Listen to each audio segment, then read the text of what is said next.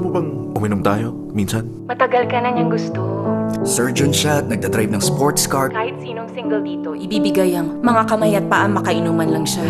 i-text mo si Andrew. Sige na, bilis. Isang inosente at masayang date Hi. Hi! ang babaligtad sa kanilang mundo.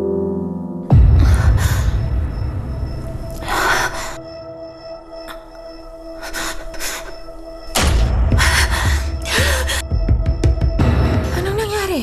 Nagpunta si Andrew sa bahay pagkatapos namin mag-dinner at wala ko maalala. Hindi ko alam kung anong ginawa niya, Katie. Pero nothing is what it seems.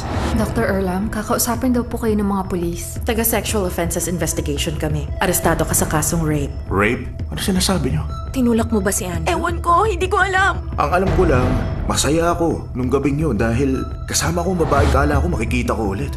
Wala kaming nakita na mga sugat o pasa kay Mr. Erlam. Pati sa'yo. May biktima. Iniisip mo talagang puinersa kita. Sinabi ko sa'yong tama na! Hindi. Inaresto nila ako. Pero sino nga ba sa kanilang dalawa? Alam na ba ng polis yung nangyari dati? Maniwala kaya sila sa akin kapag nalaman nila ang background ko na under medication ako? Tatawagin nila akong baliw. Isang siraulong babae na sinisira ang pangalan ng isang bayaning surgeon. Ang hit British thriller, nasa Pinas na.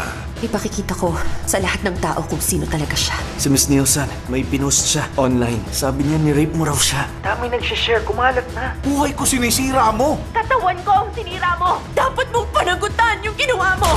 Andrew Erlam, meron kaming warrant para halugugin ang bahay mo. Parang may mali dito eh. Dad, ano nangyayari? Mapanganib si Andrew Erlam. Hindi ikaw ang may hawak ng kaso, Constable. May kailangan kang malaman. Ginawa na niya to noon. Nagsinungaling na siya sa ganitong bagay. Alam na nila na isa siyang demonyo. Magkakaalaman na kung sino ang tunay na liar. March 10 na, 10:15 p.m.